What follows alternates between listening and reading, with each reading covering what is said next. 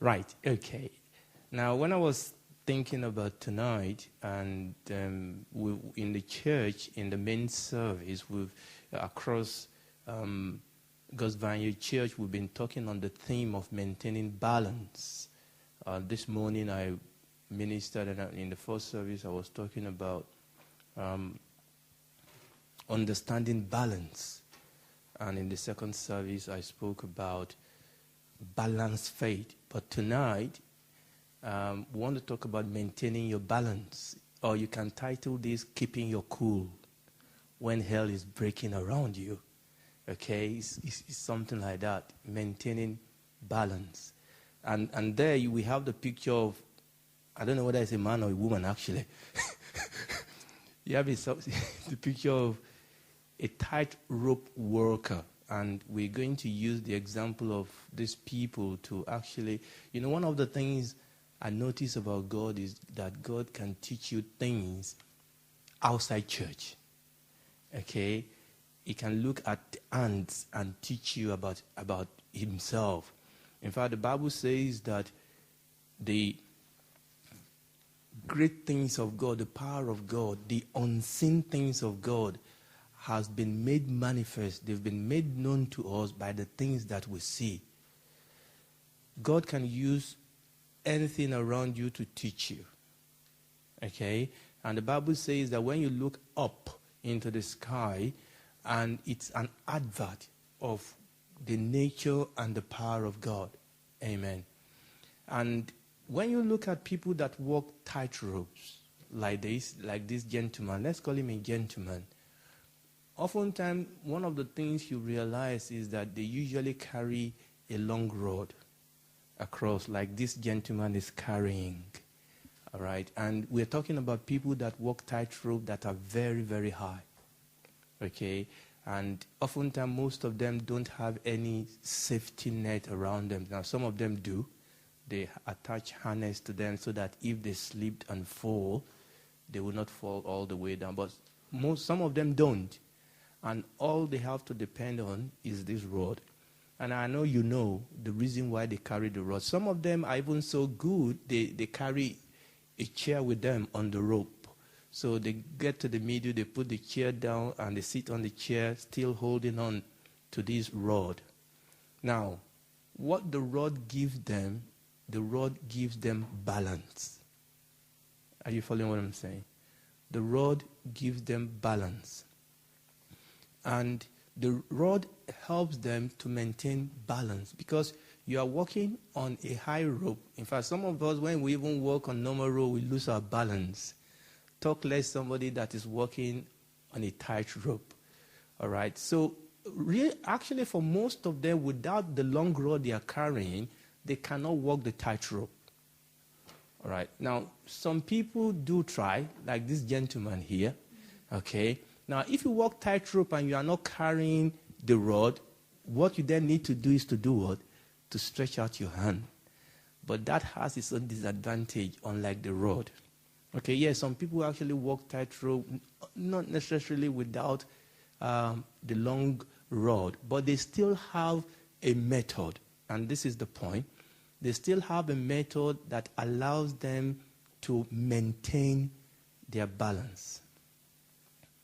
They still have the method that allows them to maintain their balance. And one of the things I want us to see tonight is that there is a way, as a Christian, we have to learn how can I maintain my balance? How can I keep my cool when hell is breaking around me? And this is very, very, very, very important.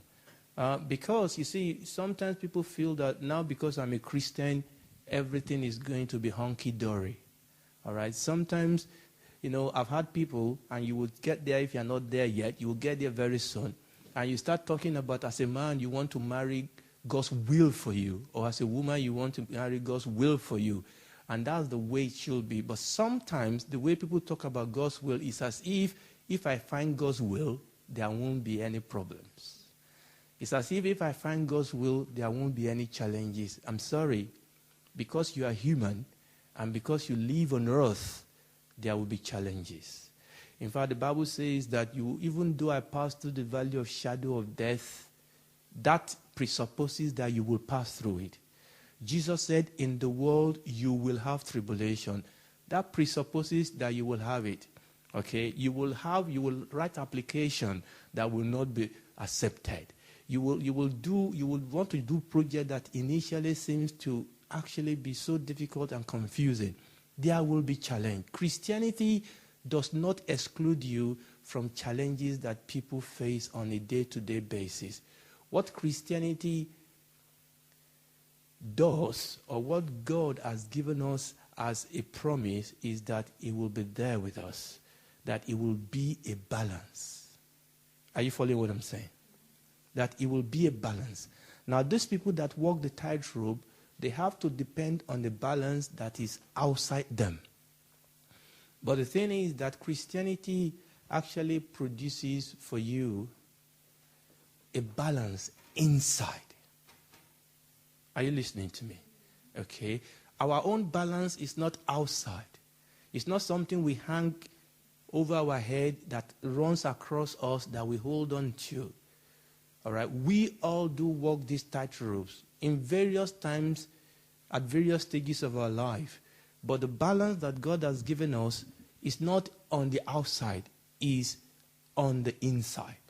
And that is what I want us to talk about today. Now, what we're going to do is we're going to look at a couple of scripture that tells us how to keep our cool when all hell is breaking around us, or how to keep your balance when you are walking the tightrope. So we'll look at a couple of this scripture and just take counsel, take instruction from them. But we'll start from this, that Christianity gives you balance. You know, when I was writing this, I remember Red Bull. You know, Red Bull gives you wings. Okay. I can tell you this, it doesn't give anybody wings. It gives them red eyes. And in the morning, they have hangovers. It never gives anybody wings. But, you know, that's advert, all right? I've always said that if we believe some advert, we will never buy their product. You know, there's some commodities. I can't remember one particular. There was one particular one. When I watched it, I said, oh my God, everybody that watched this advert must never buy it. Because what happened is that somebody was, I think it's one of these yogurt or something. You know, somebody was supposed to go for a wedding, and because she was drinking yogurt, she forgot about the wedding. I said, look, this is the reason not to drink this yogurt, okay? That is it, all right? No, praise the Lord. But that's what advert is all about, isn't it? But Christianity does really give you wings. Christianity does really give you wings, because Christianity is not something we add on. Christianity is something we become. It's a life. Right. When you become a Christian, it's not that you join something. It's that something happened to you, inside you. Something was born inside you. Christianity is life added to you. Okay? And that's why if you are not used to it, you will hear people talk about being born again.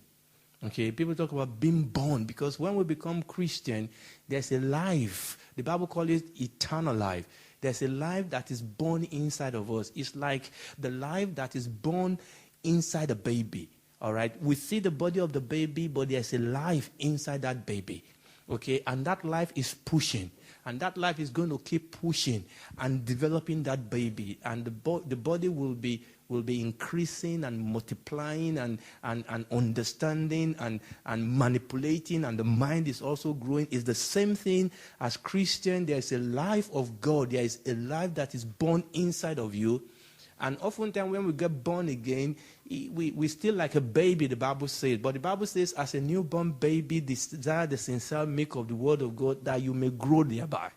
So when we get born again, the life of God is deposited in us. But like a little child, we all need help to actually mentor and protect that life and feed it and allow it to grow so that it can perform and act and be mature and do things.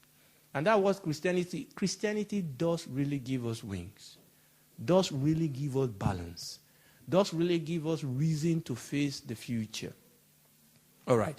Now, I have some couple of scriptures I want us to read on the slide, but while we were singing, there was a scripture that dropped into my heart, which is not on my slide, and we will start with that. Okay. Let's go to Psalm 61. Psalm 61. The rest of the scripture are on my slide, and I'm not going to take too much of your time. We're just going to pick things here and there and move on. Psalm 61 from verse 1, it says, "Hear my cry, O God, attend unto my prayers. From the end of the earth will I cry unto thee." Now this is where I'm going. He said, "When my heart is overwhelmed," what? "Lead me to the rock that is higher than I." When my heart is overwhelmed, when I come to the crossroad that I don't know what to do, there's always a rock that is higher. There's always a God that can help us. He said, "When my heart is overwhelmed, lead me to the rock that is higher than I." Verse 3 says that, "For thou hast been a shelter for me and a strong tower from my enemy." And this is what God does for us. God is a rock. You know, when I look at that word, I remember that butler that called himself Diana's rock. Everybody, there's something that gives you hope. Okay, and you can find that in God, because He is the hope that will not disappoint. So the psalmist said, "When my heart is overwhelmed, lead me to the rock that is higher than I." I'll tell you something. I don't know whether it's something that you found true in your own experience.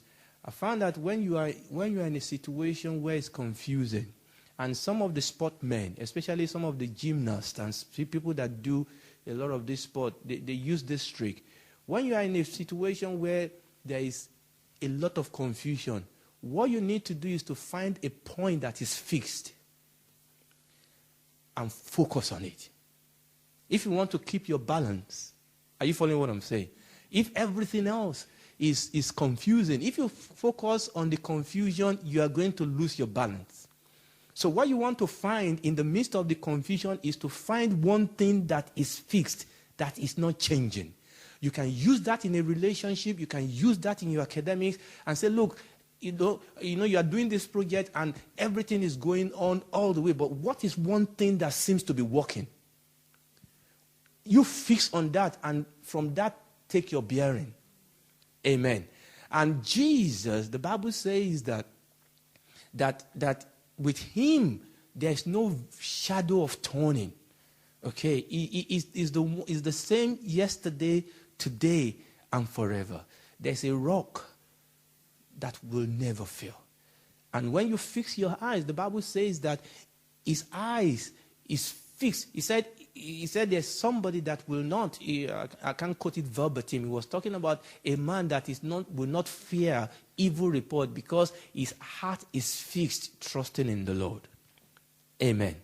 And this is very, very important. So the psalmist says, when my heart is overwhelmed, lead me to the rock that is higher than I.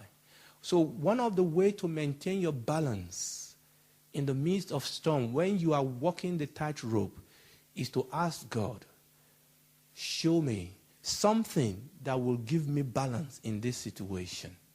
Sometimes it can be a word that God will quicken to your heart. Sometimes it can be a testimony that somebody, and this is why we give testimony. Sometimes it can be a testimony that somebody gave. In fact, sometimes it can be a past experience, and you can say, God, you've done this for me before. I don't know if you read the Bible, one of the things I found about prayers in the Bible, and this always amuses me. When you read the Bible and you read stories, you will see that for the first few minutes, they are reminding themselves of what God has done.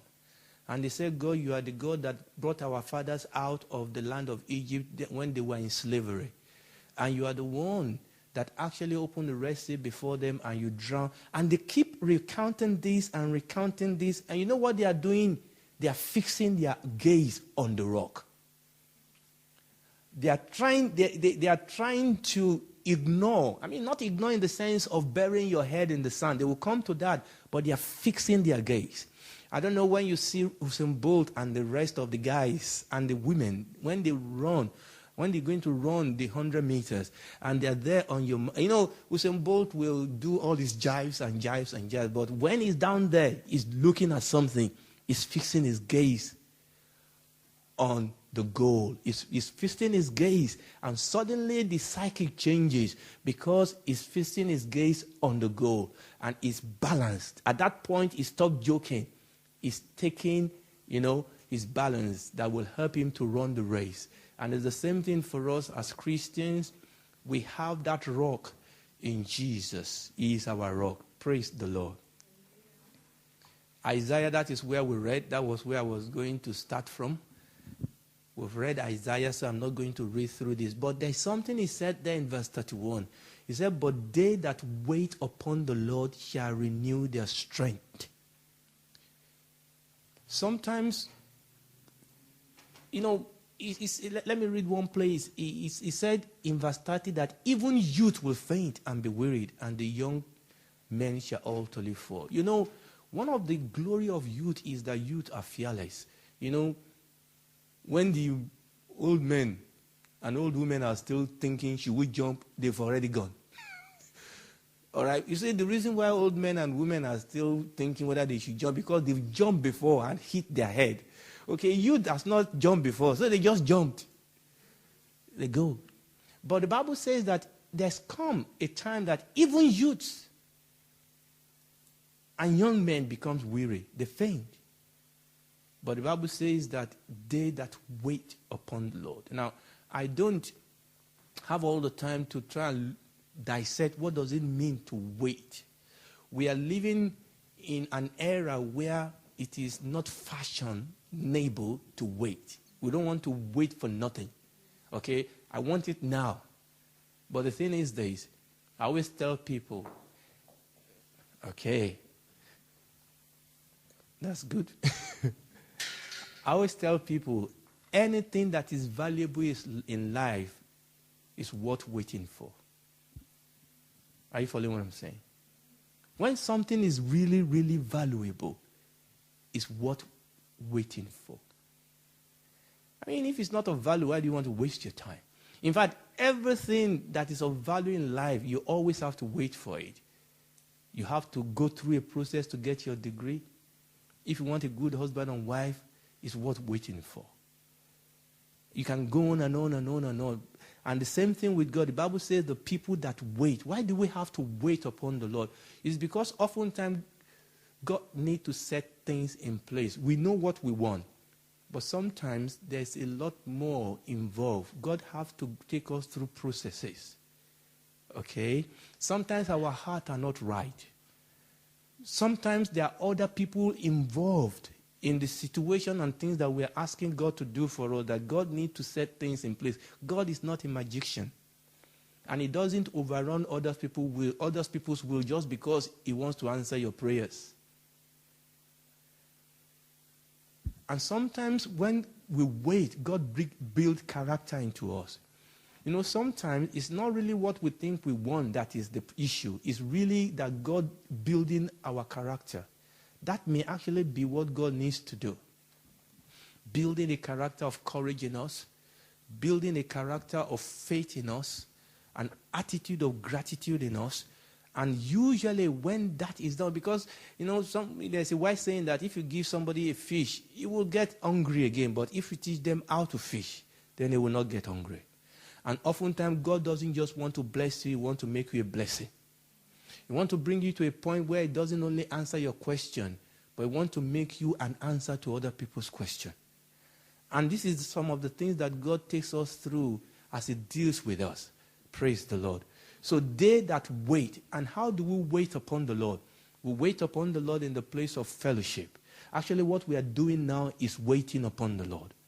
In the place of fellowship, in the place of prayers, in the place of studying the Word of God. And if you've not heard of it, you will hear us talking about fasting. In other words, that is when you intentionally deny yourself of legal enjoyment just so that you can spend some time with God. We do it all the time.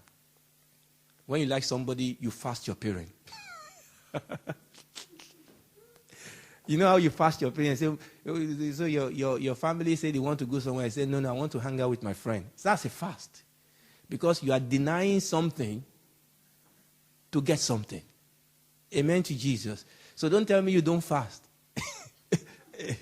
Everybody fasts. Praise the Lord. Amen. Colossians chapter 2, verses 6 to 10.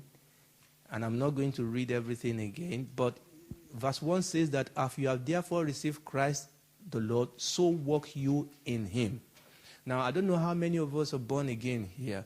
Let me tell you something. It's the same God that saves you that grows you. It's the same process by which you get born again. It's that same process by which you grow up. He said, as you have received him, then grow in him. All right? It's not one gospel to get born again and another gospel to grow up. It's still the same gospel. I look at it like milk. When you're a baby, you take milk. But when you grow up, you still take milk. But you take milk with other things. All right? You don't take just the raw milk. You mix it up with other things. So the Bible talks about the milk of the Word of God, and the Bible talks about the meat of the Word of God. The same Word of God that saves you will grow you. The same way you get born again by listening and believing and acting is the same way you grow by listening and believing and acting. It's just that it's a step upon step, one here a little bit, there a little bit, but it's still the same process. Praise the Lord. So as the same way that the same process by which we get born again is the same process by which we grew up. Philippians chapter 2. You can write all this down and look at them later if you want, because I know I'm going through it very quickly, but this is useful. Now, Philippians chapter 2, verses 14 to 16 says that do all things without murmuring and disputing, that you may be blameless and harmless, the sons and daughters of God without rebuke. And by the way, when the Bible says sons, because oftentimes you use sons in the Bible, it's talking about humanity, all right? As far as God is concerned, all of us are sons, all of us are daughters. It's unigender until you get wedded. It's in a marriage relationship that God really talks about husband and wife. Is that okay? That doesn't mean that we are all hermaphrodites. No. Amen. Amen. As far as God is concerned, we are all the same. All right? It's the world that thinks somebody's gender makes, no. As far as God is concerned, God doesn't look white or black or male or female, right? We are children of God. Amen to Jesus. I remember somebody who is a female this time actually was trying to be smart. She was telling, they were married, okay?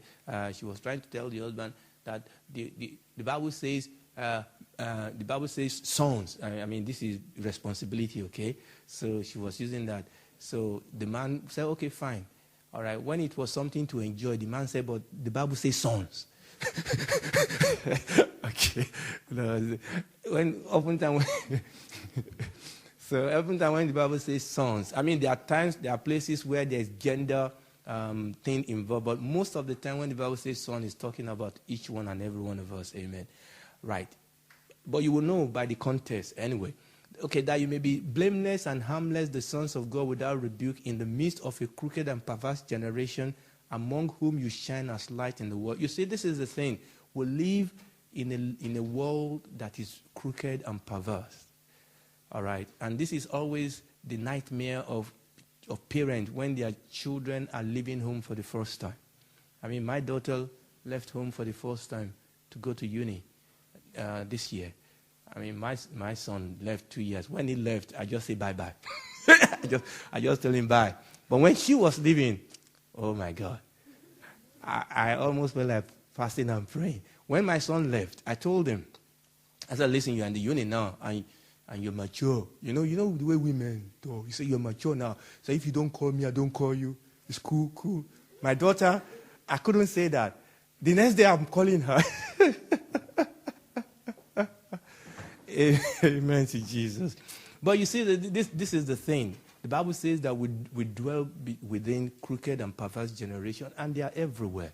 where we work, where we study. All right, there will be challenges, but the Bible says that you can shine as light in the middle of that. You can win by righteousness. You don't have to join them. Okay? People say if you can't beat them, join them. I say if you can't beat them, run away. All right? Okay? You don't have to join them because you can't beat them. Okay? If you tried and you can't beat them and this is wrong, just leave. Find somebody else. Find somewhere else. Amen to Jesus. But the Bible says the way to do that is to hold on the word of life. And I'm going to stop here. Now, I know unfortunately, we can't do this again. Now we all have electronic Bibles, and I do. I like electronic. I like my gadgets. My wife used to say my middle name is Gadget Man, but that's fine. The thing is this. The Word of God, and I've ministered this in the youth weekend away before. The Word of God is more than letters. Okay? The Word of God is more than ink and paper. Yes, it is ink and paper, but it's more than that. It is the Word of life. The Word of God is a container. It communicates life. It contains life. So when you approach the Word of God, you approach it not to rub on his head. You approach the Word of God to break into it. Are you listening to me? Okay? You don't just want to, caress it. You want to break into it because you know there's life that you want to suck out of it. And this is why we talk about reading it, studying it, meditating on it, confessing it, putting yourself in that situation. And these are some of the things, by God helping us, we will all have to learn. All right? It is the word of life. The word of God is alive. The Bible says in Hebrews chapter 4 that the word of God is alive and is powerful and is sharper than any two-edged sword. You can hear the word of God and it can pierce you to your heart, not to kill you. Yes, maybe kill some part of you, but not every part, but to make you alive. Because sometimes to give life to some people, you have to kill some part of them. I mean, as a doctor, I know that. But because that sometimes to cause health, sometimes you have to inflict pain by giving them injection. There are times when some wounds are so bad, you have to debride them. You actually have to make the wound bleed so that it can heal. Okay, so there will be time when the word of God wounds you, not to kill you, but to heal you.